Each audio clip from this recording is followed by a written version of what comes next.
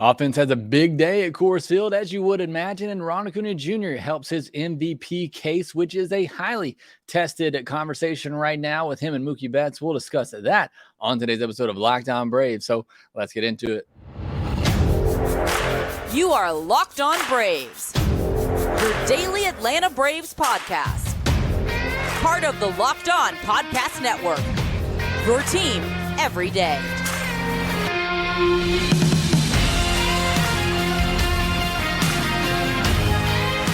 Hey, and welcome back to Locked On Braves, part of Locked On Sports Atlanta, where we cover your favorite Atlanta sports teams each and every day.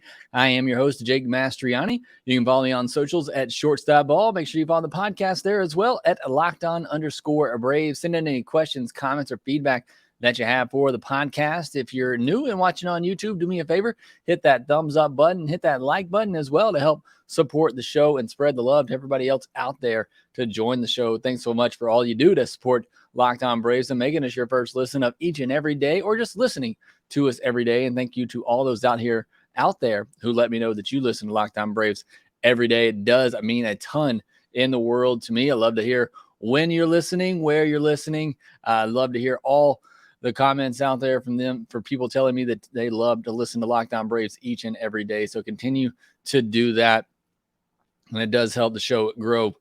This episode is brought to you by Sleeper. Swing for the fences on Sleeper picks, and you can win up to 100 times your money. Download the Sleeper app and use promo code LOCKEDON, and you'll get up to a $100 match on your first deposit. Terms and conditions apply. See Sleeper's terms of use for details. Currently operational in over 30 states. Check out Sleeper today. On today's podcast, we'll recap Monday's game. Big win over the Colorado Rockies to kick off that series. Ronald Acuna Jr. with a big game as well. We'll discuss that. And in our Taco Tuesday segment, we're going to go ahead and talk about it. It's what everybody's talking about, and that's the whole point of Taco Tuesday, is to discuss what everyone else is talking about. And right now, it's all about the NL MVP debate between Ronald Acuna Jr. and Mookie Betts, maybe Freddie Freeman, perhaps Matt Olson have a say in that as well. But specifically, we're going to take a look at Ronald Acuna and Mookie Betts. Who has the better case? Who should get the vote? Obviously, we got a month of baseball left, but we'll dive into that and then set you up for Tuesday's game, where Charlie Morton will try to keep his scoreless streak alive. But let's jump into Monday's game. A big 14-4 win for the Atlanta Braves over the Colorado Rockies. This is a pretty close game halfway through, and then the Braves just opened things up late, as they tend to do sometimes with that offense. And, you know, the one thing you could bet on, and I'm not a betting man, but if you are, you can go to FanDuel and do so. I'd bet on that Braves offense putting up some big numbers in Coors Field. That was not shocking at all, especially, unfortunately, the Rockies lost their starter pretty early in that game. Braves went to work against that bullpen late as well. Not that they were necessarily struggling against the starter either, but again, not much of a surprise to see this offense go into Coors Field and put up the production that they did. I want to start at the top, though, talking about Ronald Acuna Jr. We're going to discuss him more in the second segment when we discuss the MVP discussion. But, you know, we mentioned on yesterday's podcast his little cool down period. Everybody's saying that he's kind of cooled off here lately, as he did over the weekend, just a little bit. Well, I think he was out of that right now after his game on Monday night. He went 4 for 5 at the plate, a home run, a double, 4 runs scored, 5 runs batted in as he cleared the bases late in the game. And he also had 2 stolen bases. So he's now up over 60 stolen bases on the year, and just one home run away from becoming the first player ever with 30 home runs and 60 plus stolen bases. So again, just continuing that historic season that he is having. He now has 79 runs batted in on the season. You know, if you're looking for ways for him to improve his MVP stock even more, reaching 100 RBI would certainly help. I think even getting 90 plus with the number of runs that he's going to score would be pretty impressive. He's had around 17 to 18 RBI on most months. He's had one month with 22 RBI. So it's not out of the question to think he could still get to 100, but probably would be a pretty tall task for him in the final month of the season. 109, 112 exit velocities for Ronald. That's never really been a problem for him. Nothing lower than 90 mile per hour exit velocity on the balls he put in play on Monday night. Again, hitting the ball hard is never an issue for here. I love how he shoots the ball the other way, and talk about this more in a minute. But even late in that game, And before the bases clearing hit, he just dropped the bat head on the ball and took it the other way for an easy single. And look, could he get more home runs? Maybe just looking to pull everything? Yeah, but I love what he's done this year, especially in that leadoff spot with nobody on base, where he will just take his hits. He'll take his singles the other way and shoot the ball through that second base gap where they continue to shift him up the middle. He's done that all season long. You know, when he gets on first, it's pretty much a double. So I love that he just continues to do that. There's also the scary situation with the fans that we unfortunately got to talk about. Just totally bizarre for fans to get that close to a player. Not just that, but for them to, grab, put their arms around them. We see sometimes where some of these guys do get, close to a player, but typically they don't go up and initiate contact with a player. That was really strange. That Colorado security team out there, they need to get on a training program or something. They did not look like the most athletic people in the world, no offense, but I don't know how you let that happen and it get to that point. And like they were struggling to get those guys on the field, and the one person was going crazy. Just an odd situation. Please don't run on the field. Please don't go up and touch players. Even if you don't have ill intentions, they don't know. When they see somebody coming out of the stands, they could be drunk, they could be, on something, whatever. You don't know their intentions. Just don't do that.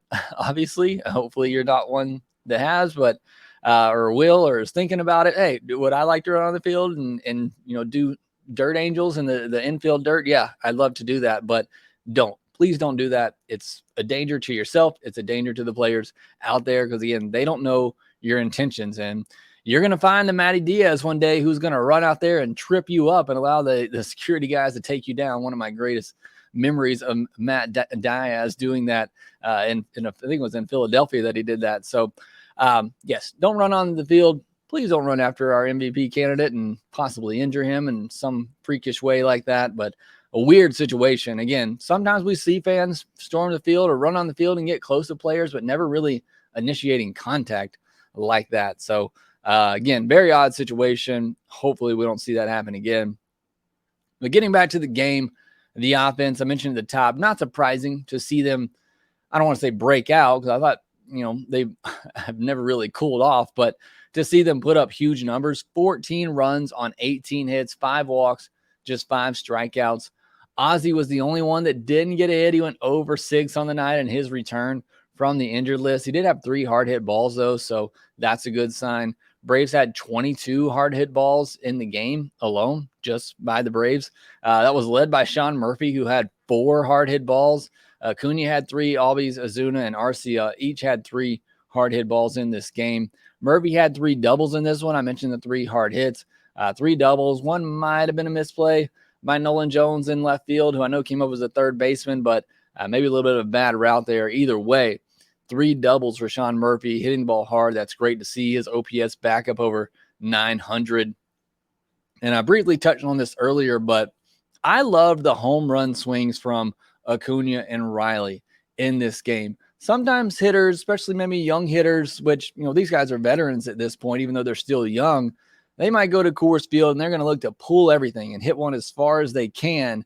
And I love the fact that Acuna took one out right center, just an absolute missile over that tall wall in right center. And Riley just dropped a bat head on one and shot it, a laser shot over the wall in right field. I love that approach. And I think that just speaks to this Braves team and the maturity that they have at the plate and just trusting their power. Look, all these guys have power. They can take balls out opposite field with ease, as you saw right there. So I love that approach by these Braves hitters, specifically those home run balls from Acuna and Riley. Bryce Elder, you look at his line, 6 innings, 8 hits, 1 walk, 4 earned, 1 home run, 4 strikeouts. Not a terrible line by any means for your 4th starter in Coors Field. And I think it could have been a little better. And I wasn't super locked into this game.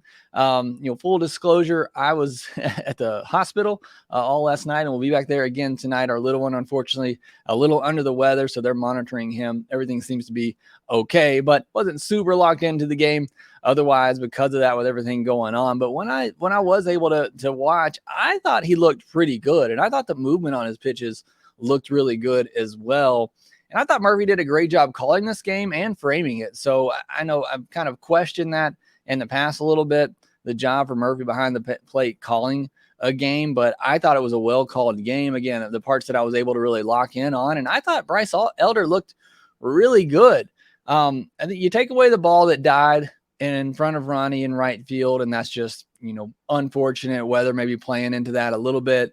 Still would love to see Ronald get to that ball, but he was playing really deep, and where he had to run to get that was a pretty far run, but still would love to see him get to that. It leads to a run, another hit. You take off one hit, you take off one earned run, all of a sudden it's a quality start for your fourth starter in Coors Field. So again, I don't love seeing that many hits by him, but he is somebody that pitches to contact, and that's going to happen sometimes.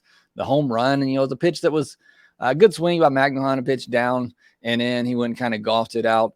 But overall, I like the outing from Bryce Elder considering the circumstances. And again, I think could have been a little bit better behind him to maybe help him out some, but I'll take that out of my four starter in Coors Field. I don't understand the bullpen decisions. I kind of talked about this yesterday.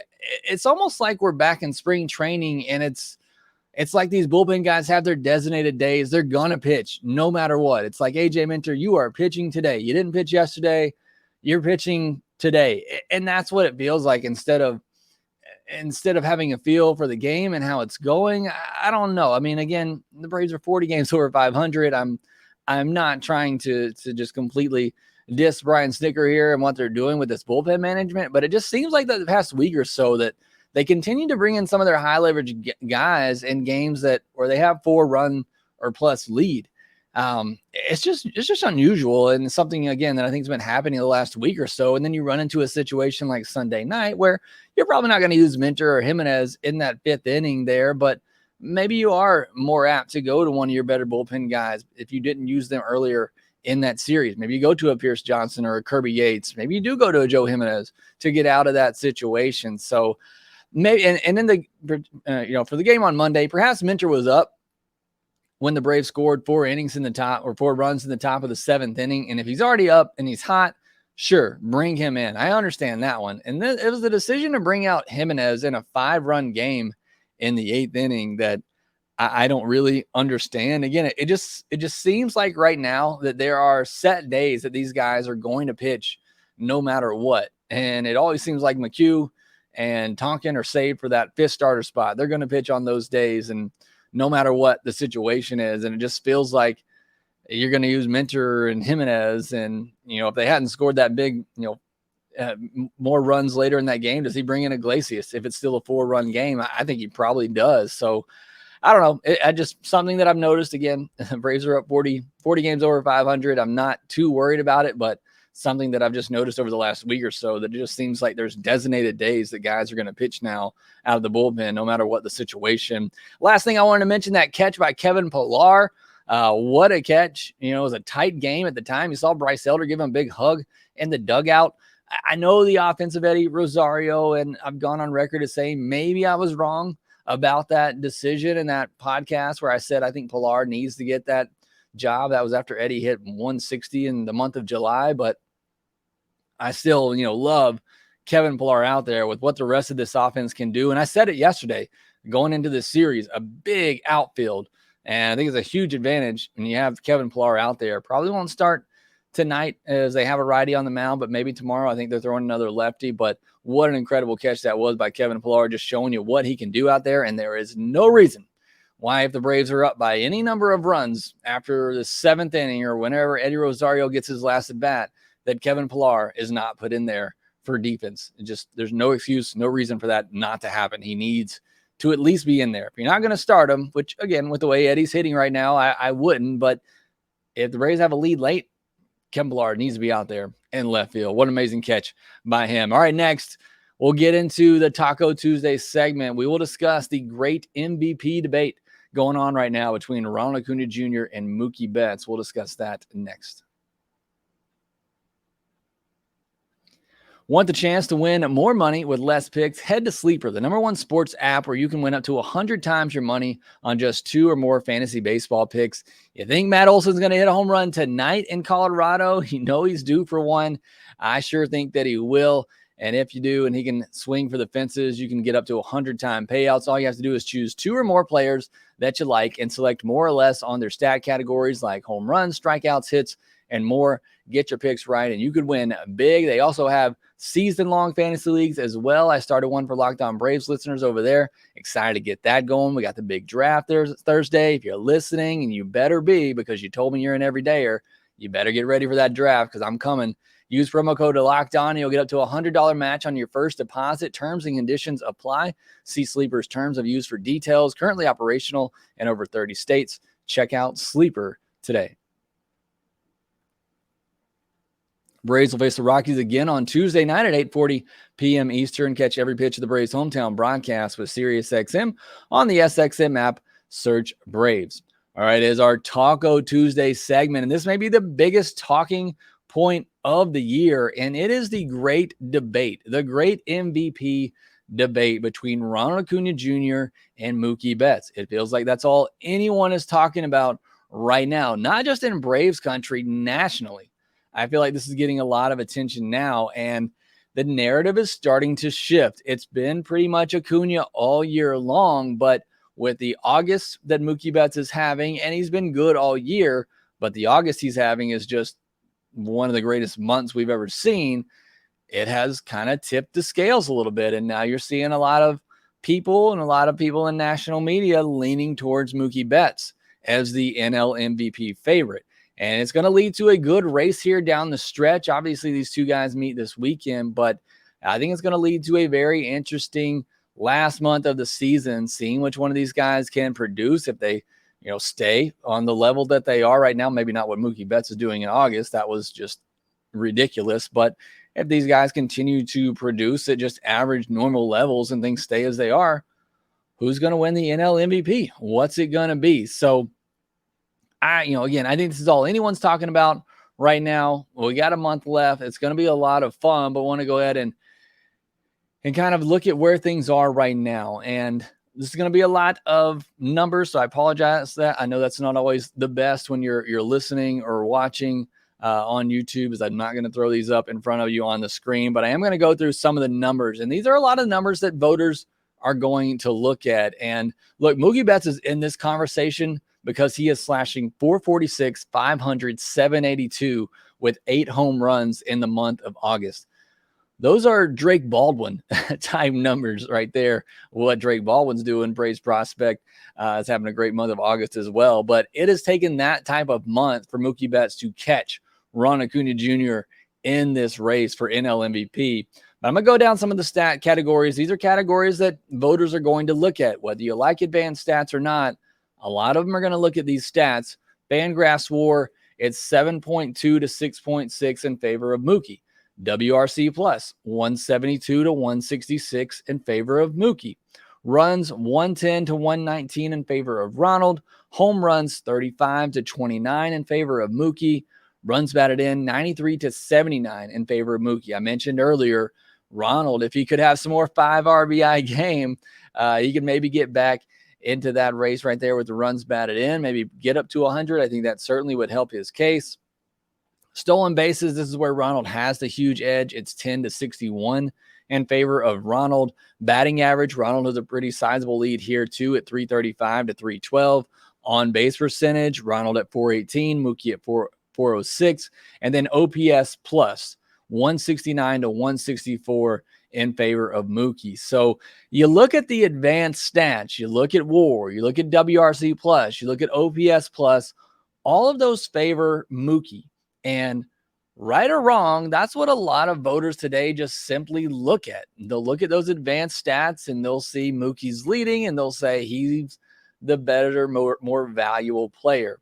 You take a deeper look and you look at runs scored where Ronald holds a big lead. You look at stolen bases where he holds a huge lead. You look at average where he holds a pretty sizable lead. On base percentage as well. So you look at some of the traditional numbers, and Ronald leads by a pretty good margin in those. But when you look at some of the advanced metrics, which again, right or wrong, a lot of voters will simply just look at those, and that's who they'll determine is the better player, which is highly unfortunate and shouldn't be the case. But all that said, I'm not taking anything away from Mookie. He has had a fantastic season. And if he wins the MVP, it will certainly be deserving. I'm obviously a little biased. I think it should be Acuna, and I think it's pretty clearly Ronald Acuna Jr. But with this late push that Mookie is making and the narrative starting to change, and with him having a lead with all the advanced metrics, it just feels like everything is starting to turn the tide of Mookie Betts winning that NL MVP. Again, got a month left to go. So what are some of the difference makers here that you look at? Because you look at even at some of those advanced metrics, like I said, with the counting numbers, Ronald has a pretty good lead, but in the advanced metrics part of it, the OPS plus, the WAR, those are not significant differences between Mookie and Ronald. So what are some of those difference makers? If you look at those stats and you say, well, those guys are all pretty even. One thing some voters will look at is defense. And Mookie is going to rate much higher on the advanced metrics than Ronald Acuna Jr. is. Although they don't necessarily love him. They kind of disagree on how good of a defender Mookie Betts is this year. But one thing that a lot of people are talking about with Mookie Betts is his versatility. And the fact that not only does he play outfield and he plays a good outfield, he's also played second base. He has had to step up and play shortstop this year when his team has needed him to. So that positional flexibility and the fact that he is still a very solid defender probably gives him an edge over Ronald. You listen to me here. I look at defensive metrics to see if what my eyes are telling me kind of line up with what the analytics are telling me, but there is still no perfect defensive metric out there. There is still no better judge of who is a good defender than watching somebody on a nightly basis. I still truly believe that with all these advanced metrics out there today, and a lot of them are very good, in my personal opinion. And again, you're an everydayer. You know how much I love defense. It's my favorite part of the game. There still isn't one defensive metric out there that I truly rely on that I believe can tell me everything I need to know about a defensive player. I still believe the only way you can tell a defender's true value is to watch them on a daily basis. And there's nobody that can watch Ronald Acuna Jr. on a daily basis and tell me he is not still a really good defender. Does he get bad jumps? Yes. Does he make bad reads? Yes. Does he still make those plays 9 times out of 10? Yes. I know we're coming off a game where maybe he didn't make a play that he should have because he did get a bad read. There was some weather involved there too, so I'll give him an excuse. But for the most part, Ronald Acuna Jr. makes those plays. He makes up with it for his speed. Yes, he gets bad jumps. Yes, he sometimes gets bad reads, but he makes up with it with his speed and athleticism, and he still makes those plays. Great article over on MLB.com. I think it's on the top, one of the top stories on Baseball Savant as well. Great article by Mike Petriello, who the article's kind of in favor of Betts, but he talks about the defensive things here that we're discussing. And he makes the point that Ronald doesn't get good jumps, doesn't make good reads. And so it makes the plays that he makes more difficult to make, but he still makes those plays. So again, he's making those plays. It's just the routes that he's getting there, the jumps that he's taking are making them a little bit more difficult on himself. Plus you throw in his arm, which is maybe the best in baseball, if not the best, or one of the best, if not the best. So again, nobody's going to convince me that Ronald's not a good defender because I watch him on a nightly basis. I can't really speak to that for Mookie because I don't watch him on a nightly basis. But at least in the case of Ronnie, he is definitely not a negative defensive player in right field. The other thing you might look at as a difference maker is consistency. And this is where Ronald may have an edge here. Mookie's been pretty consistent as well, but Mookie got off to a slow start. 766 OPS in April, where Ronald had a 1004. That's Mookie's lowest OPS by month of the season. Ronald's lowest OPS is 917 in July. He's gone 1004, 933, 1112, 917, 992. So when people think that Ronald's cooling off in August, he has a 992 OPS, whereas Mookie, it's gone 766, 957, 1056, 1011, and then a crazy 1282 in the month of August. So they've both been pretty consistent. It's really April, there was a big gap in favor of Ronnie. And then in August, while Ronnie's still good, it's just the month that Mookie had, there's a big gap there. We're talking about a 1282 OPS versus a 992 OPS. So again, it's really April and August. There's a big gap, but the gap in August is just because Mookie was insane and Ronald was still just really, really good. But they've both been pretty consistent. The other thing I look at, and this is what tips the scale in the favor of Ronald for me, but again, I'm biased, is you look at a historical element. And with one more home run, we'll see Ronnie do something that's never been done before. We'll see one of the most incredible power speed combinations that we've ever seen. I mean, we've seen 40-40 seasons before, although all of those players who did it have some sort of ties and links to steroids. But we're potentially going to see a 30-60, 30-70, 35-70 season out of Ronald Acuna Jr. Wherever he ends up, it's going to be something we've never seen done before. And I think that has to mean something. And there's some people out there that want to say the stolen bases don't mean as much because the rules have changed. But it's not like everybody else out here is stealing 50 bases. Mookie has 10. I mean, it's not like the rule changes have turned everybody into getting these huge stolen base numbers. It's Ronald. Ronald's doing it. Others are not. And people want to say, Ronald's also been caught stealing the most. Yeah, well, he's also attempted the most. I mean, he is getting on base and he is going, and you cannot tell me that has made a difference in the game. The guy is going to break a Braves franchise record for runs scored in a season with the pace that he is on. So he is a huge difference maker, and he's leading one of the best offensive attacks in baseball like we've never seen. And some people even comparing them to the 1927 Yankees lineup. So he impacts the game in so many ways. And again, you're probably really only going to recognize this if you watch the Braves on a nightly basis. But when he gets on first, and that's why, maybe he's not getting the home runs at a number that, we might think, even though he's approaching 30 and he's top 10 in all of baseball in home runs, but he's taking his singles the other way. And then he's stealing second base. He's scoring on a bloop. He's dictating the pitches that are getting thrown by a pitcher. You can't really quantify the times that, Ozzy's gotten a fastball in a 3-1 count or a 2-1 count, or a time that Riley's gotten a fastball down the middle because, a pitcher's worried about Ronald at first base and doesn't want to throw that slider that they could possibly get Riley out with. You can't really quantify that, just the pressure that Ronald puts on a pitcher being on base. And I don't think it's any coincidence that no matter who the Rays have put in that 9 hole the last 2 seasons, they have gone off. Now, a lot of the times it's been Michael Harris, who's a really good player, the NL Rookie of the Year, but it doesn't really seem to matter who's in that 9 hole. They're batting in front of Ronald. They're getting good pitches to hit. I don't think that's a coincidence that the 9 hole for the Braves has had such good success the last 2 seasons because they're batting in front of Ronald. He just impacts the game in so many ways. To me, he is the clear MVP winner if the season ended today, but we got a month left. And one thing out of that Mike Petriello article, in the last 20 years, the player who leads the league in OPS and WAR has won the MVP 10 out of 12 times. Right now, that would be Mookie. So in order for Ronald to win it, it'd really have to go against history. Not like it's never been done, but very few times, 2 times out of the last 12 times that has happened. A player has led their league in both OPS and WAR. Only 2 times has that player not won the MVP award. So I think it would take a historic type season and somebody doing something you've never seen before for that to happen. And that's exactly what Ronald is doing. Look, he gets 40-40. He wins. I mean, it's like only 4 people have done it. They're all linked to steroids. If Ronnie does it, he should win MVP hands down. I don't think he's going to get to 40 home runs, but even, whatever he finishes at, it's going to be something we've never seen before.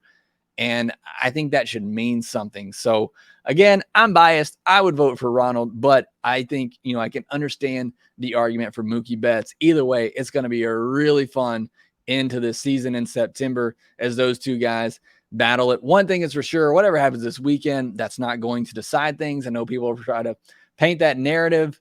That's not how these things work, but it will be fun to watch those 2 guys on the same field. Not to mention Freddie Freeman and Matt Olson, who are in that discussion as well. That should be a lot of fun this coming up weekend. But we got some games to get to before that, including Charlie Morton going up against the Rockies with his scoreless streak on the line. We'll discuss that next.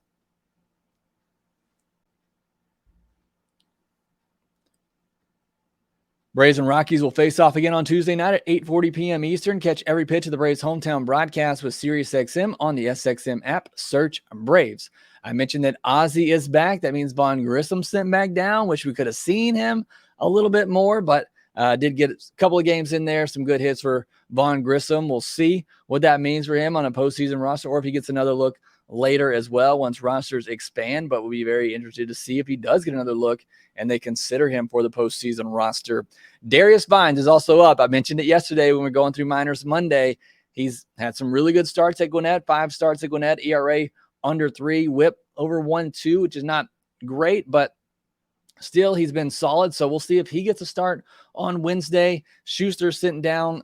Still don't, even though I don't think Schuster's the guy, again, like I kind of said yesterday, I still just don't love the way they're handling this 5th starter spot and the way they're kind of yo-yoing guys in and out of there. But it is what it is. Again, Braves are 40 games over 500. I'll continue to say that. They can kind of make these decisions and play around with things a little bit as they want. But that is the call right now. Darius Vines getting called up to replace Jared Schuster. Game 2 on Tuesday night will be Charlie Morton versus Jordan Lambert. Morton, 18 innings, scoreless streak going on right now. Hopefully he will continue that. Tough draw when you got a scoreless streak going on and you got to go into Coors Field. I said Jordan Lambert a minute ago. I meant Peter Lambert, my apologies. But a tough draw for Charlie Morton. Got an 18-inning scoreless streak on the line, and he got to go to Coors. But he's been really great here lately, especially in his last 2 outings, 2 walks and 21 strikeouts, 4 home runs allowed in his last 11 games. And 3 of those came in 1 game, all solo shots by the Angels. That's something that had really plagued Charlie last year and parts of this season as well. The home run ball has really plagued him. But here lately, again, just 4 home runs allowed in his last 11 games. Be tough again at Coors Field, but hopefully that is a trend that continues for Charlie Morton, keeping the ball in the ballpark. As for Peter Lambert, 26-year-old righty, former 2nd-round pick in 2015, a 4.92 ERA on the year, 45% four-seam fastball, averaging 93 miles per hour. So, again, seems like a good recipe for this Braves lineup. And he has a 6.61 ERA at Coors Field this year. So, seems like, again, another night where this Braves offense has a chance to kind of go off, and hopefully that coincides with Charlie Morton continuing the success that he has had here lately. It'll be the Braves and the Rockies on Tuesday night at 8:40 p.m. Eastern. Charlie Morton against Peter Lambert. Catch every pitch of the Braves hometown broadcast with SiriusXM on the SXM app. Search Braves. That will do it for this episode of a Locked On Braves. Make sure you follow us on the socials at shortstopball and LockedOn_Braves. Make sure you subscribe on Twitter. Hit that like button on this video and make sure that you rate, review, and subscribe to the Locked On Braves podcast wherever you get your podcast. And we will talk to you next time.